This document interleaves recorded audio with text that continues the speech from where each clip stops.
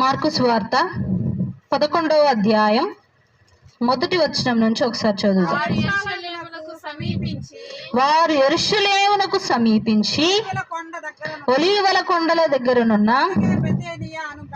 బెత్పగే బేతనియా అను గ్రామములకు వచ్చినప్పుడు ఆయన తన శిష్యులలో ఇద్దరిని చూచి, మీ ఎదుటనున్న గ్రామమునకు వెళ్ళుడి, అందులో మీరు ప్రవేశింపగానే కట్టబడి ఉన్న ఒక గాడిద పిల్ల కనబడును, దాని మీద ఏ మనుష్యుడును ఎప్పుడునూ కూర్చుండలేదు, దానిని విప్పి తోలుకొని రండి.